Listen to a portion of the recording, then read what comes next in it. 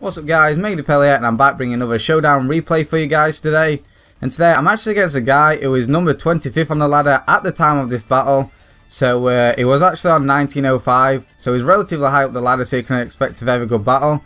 So looking at team preview, I'm actually at the back because Showdown decided to put me there, which is a little unfortunate, but either way, I'm using this team. I do believe I saw Blunder use on a PO session. It looked very powerful, full of savages and full of threats, so I decided to hop on this team and use this team. It's basically built around Spectre Raikou, Scarf Staraptor and Scarf Landers T Volt Turn Core. We also have Stealth Rockins, Focus Sash, Tracheon, our two main sweepers, a Bishop and our Mega Pinsir. Looking at my opponent's team, he's running a pretty balanced team with a bulky core of Ferrothorn, Manaphy and Zapdos. I definitely need to weaken his Zapdos as that thing is a huge threat looking at my team. So either way, let's just get Showdown into the battle. So I'm going to decide to lead off with my Tracheon as he leads out with his Landorus. Right off the bat, I am just going to make the safe play and go for the taunt. I don't want anything to potentially set up Stealth Rocks, as Stealth Rock does pressure my team a whole lot. It actually reveals his Scarf, goes for that U-turn, which just breaks my Sash, which is nice play on his part.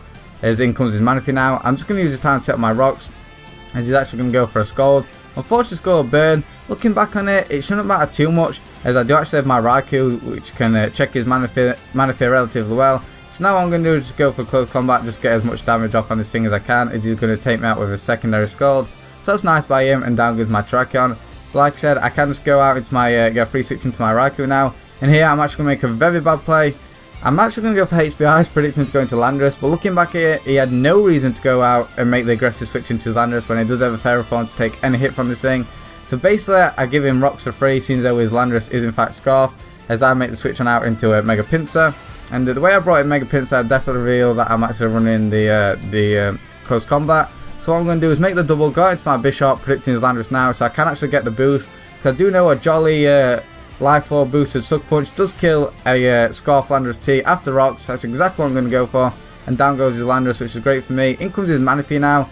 And here, what I'm actually going to do is I actually decided to go for the knockoff, expecting to play a few mind games and go for the Tail Glow.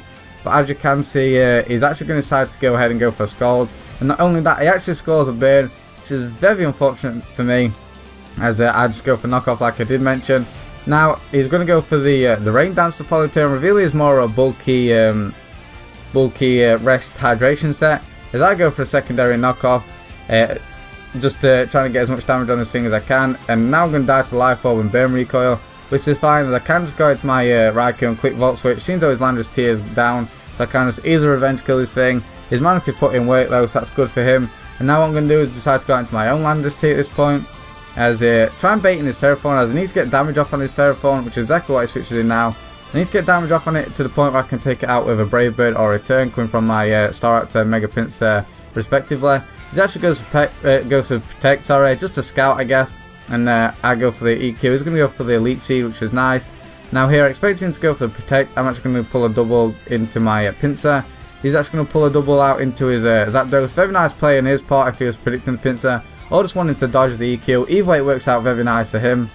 And so what I'm going to do is I'm actually going to decide to go for Swords Dance, just take a Thunderbolt, or in this case a Discharge, which is a whole lot to my Mega Pinsir, and then try and get as much damage off on this Zapdos as I possibly can, to the point where I can actually take it out with a Specs Thunderbolt.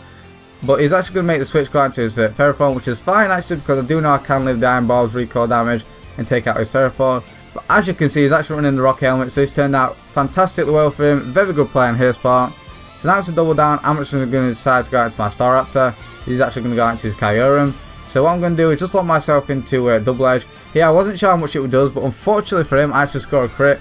Looking back on it, I'm pretty sure this crit definitely matters. I'm pretty sure I don't actually, I'm not able to take him out with a double edge. But at the same time, he did score a burn on my Bishop. So I guess hacks does happen. We can't control that, but either way, down goes his Kyurem. And in comes his Zapdos now. What I'm going to do is just continually go for double edge. I wasn't too sure how much it would do, but unfortunately he's able to survive it.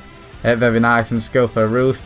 So I'm actually going to go for a double edge again now, expecting him to go for either a Heat Wave or a Thunderbolt. Trying to predict my Landorus, as I do need to get damage off on those, like I did mention. So what I'm going to do now is I'm actually going to make the switch go out into my Landorus, just so it is my safest play. As at the time, I didn't want to potentially go out into my Raikou and take damage from his Zapdos, because I potentially thought I might need my Raikou health in order to take a hit from his Alakazam. But as you are going to see, he just decides to go for the Roost again, which is unfortunate. So now I'm actually going to risk the Stone Edges, And I actually go for Stone Edge, land the first one, which is nice, is a solid 2 KO, but once again they're going to continue to rooster and pressure storm me. So I do know, as long as I actually keep landing my Stone Edges, that I will eventually score a crit. So that's kind of what I'm going for, trying to hope for him to attack. Mainly, I just need damage off on this Zapdos to the point where I can actually take it out with Raikou. And actually the first Stone Edge does in fact score a crit, not going to matter at all, as he's just going to be able to roost all the way back up. And now I am down to my last Stone Edge. Thankfully I land it, and he's once again just going to roost pressure storm me. So here I expect him to count my Stone Edges, so I'm actually going to decide to make a switch on out into my Staraptor, just as Death Fodder, as opposed to going straight out into my Raikou, as I was expecting to go for a Thunderbolt or a Heat Wave there. So that's nice for him, but I do get a free switch into my Raikou. And basically what I'm going to do now, just once again lock myself into Thunderbolt, is my strongest move to hit him with. And here, as you can see, it goes for the Heat Wave. And I just want to explain this play. The reason why I went for the Heat Wave as opposed to going for the Roost Storm me again is because at the time he was expecting just to get damage off on my Raikou to the point where he can actually kill me with my Alakazam, but and then expecting to take out my Landorus, not knowing I'm in fact Scarf, as I bluffed that pretty well. So that's exactly the reason why I goes for Heat Wave. But I do know once I take out this Zapdos, I do win with my Landorus T. So I go for Thunderbolt, down goes the Zapdos, which is great for me. In comes his Alakazam now, and I'm just going to go for the Thunderbolt. Turns out it's in fact a modest Alakazam, which over timid, which is interesting. But the Thunderbolt doesn't quite kill. But either way, him being modest over timid, it's not going to matter at all, as Scarf Landorus T, Earthquake does 100% minimum damage to Mega Alakazam regardless. So I'm able just to go straight for the EQ and take him out now. So it was a very good game. And like I said, at the time of the game he was in fact 25th on the ladder. I believe I did knock him down to number 40 on the ladder at the time of this battle. I'm not too sure whereabouts he is now. But hopefully you guys enjoyed. If you did, be sure to leave a like, comment down below, and of course subscribe for more. Thank you guys for watching, and I'll see you guys next time.